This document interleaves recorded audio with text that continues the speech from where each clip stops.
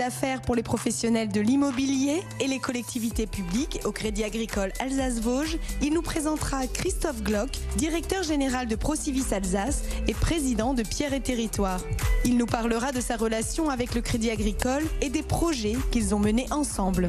Talent d'ici, lundi 10 avril, puis en rediffusion toute la semaine sur BFM Alsace et en replay sur l'application.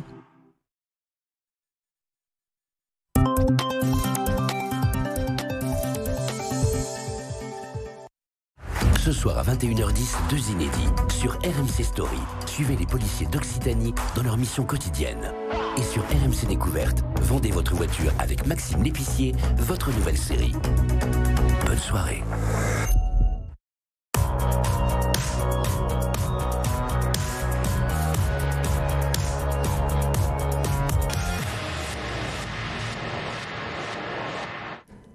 Merci d'être avec nous sur BFM Alsace. Nous sommes mercredi, c'est l'heure, comme chaque mercredi, de C'est votre emploi.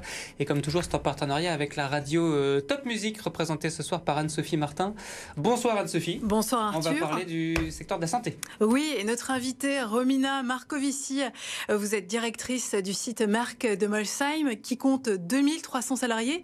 C'est le 2e site mondial de votre labo. On va parler de recrutement, mais aussi de l'emploi des seniors. Et votre groupe pharmaceutique Merck a annoncé en septembre dernier la création de 800 nouveaux emplois. Mais cette énorme vague de recrutement, ce n'est pas encore pour tout de suite, c'est ça? Patience? Patience, patience. Effectivement, on est actuellement dans la phase de construction des bâtiments. Et c'est à l'issue de cette phase qu'on reprendra effectivement notre activité de recrutement. Alors en attendant, il y a quand même 43 postes à pourvoir dans l'immédiat sur votre usine de Molsheim? Oui, des postes très divers, que ce soit dans tout ce qui est manufacturing avec des techniciens de maintenance, mais aussi au niveau de la qualité ou au niveau des organisations commerciales.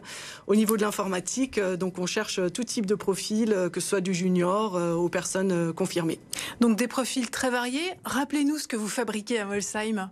Alors à Molsheim, on fabrique tout ce qui est nécessaire à l'industrie pharmaceutique et agroalimentaire pour pouvoir produire, que ce soit des lignes de fabrication ou que ce soit également tout ce qui est dispositif pour contrôler les produits avant la mise sur le marché. Et on parle aussi de poches, c'est ça, à usage unique. Ça, c'est ce qui va être encore fabriqué dans la nouvelle unité de production Mobus? Oui, c'est ça. Donc ces poches sont à destination de l'industrie pharmaceutique.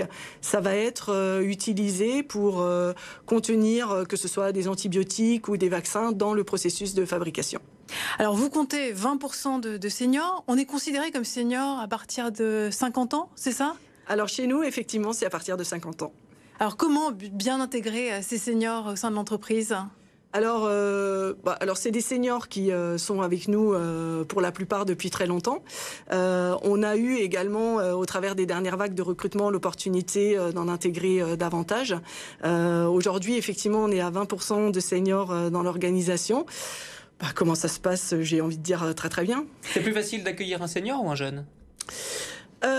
Très bonne question. J'ai envie de dire qu'aujourd'hui, nos programmes d'intégration sont identiques, finalement, quel que soit l'âge.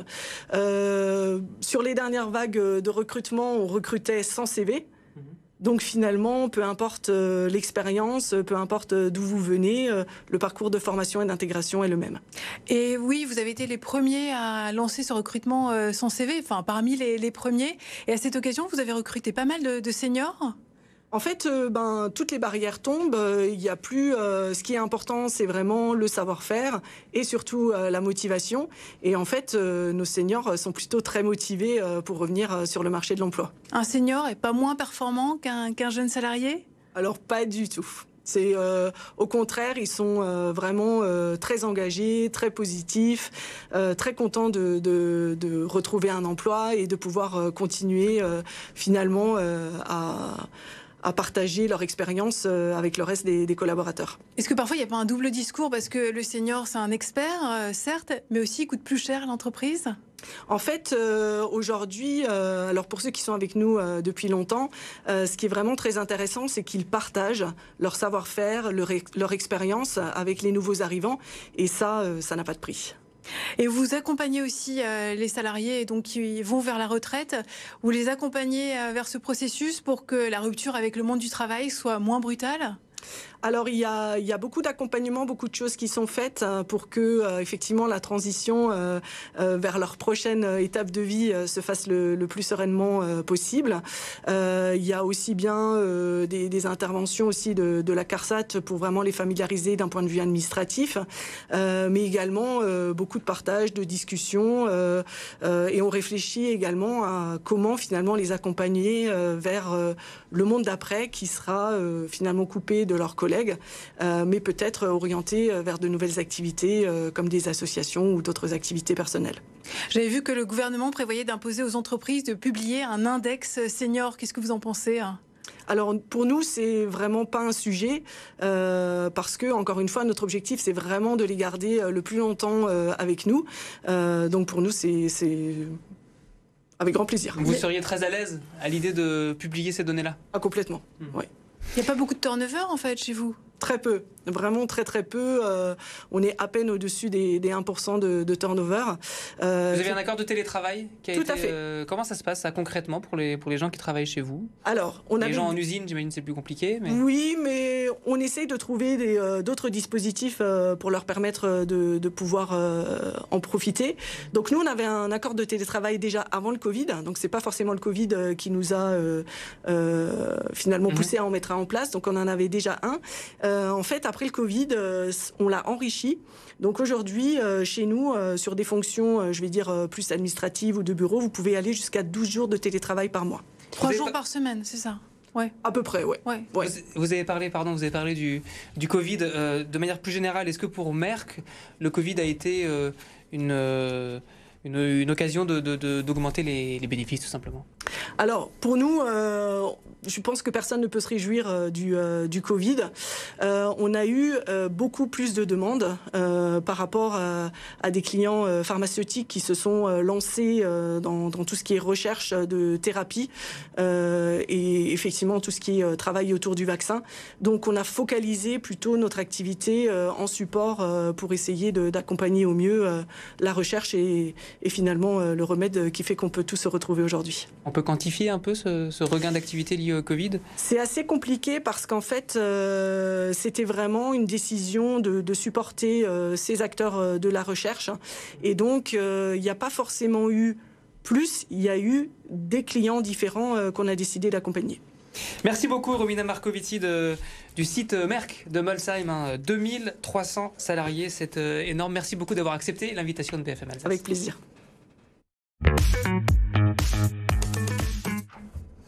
On passe aux 3 annonces de C'est votre emploi. Anne-Sophie, un forum de recrutement pour les métiers de la santé à Schirmeck. Oui, les métiers de la santé, mais aussi ceux du sanitaire et social qui sont mis en avant.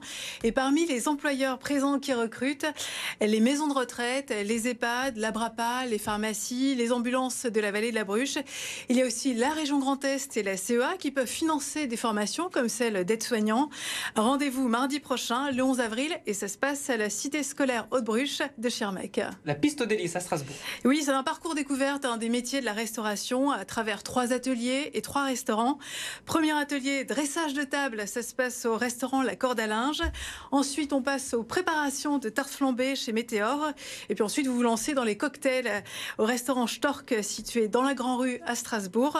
Si vous êtes tenté par ces métiers en cuisine et service en salle, rendez-vous à la piste d'hélice à Strasbourg. Ce sera le 13 avril. Inscrivez-vous sur le site de Pôle emploi. Et puis, on parlait de Louis de Funès tout à l'heure dans le journal. La gendarmerie recrute. Oui, avec une réunion d'information présentant tous les métiers de la gendarmerie. Présentation des conditions d'accès, des dates de concours pour devenir gendarme adjoint, aspirant de gendarmerie, gendarme et sous-officier. Rendez-vous la semaine prochaine, mardi prochain, le 11 avril à Mulhouse. Et vous connaîtrez le lieu précis lors de l'inscription sur le site de Pôle emploi. Anne-Sophie Martin de Top Music, merci beaucoup. On se retrouve la semaine prochaine Arthur. Pour un nouveau numéro de C'est votre emploi.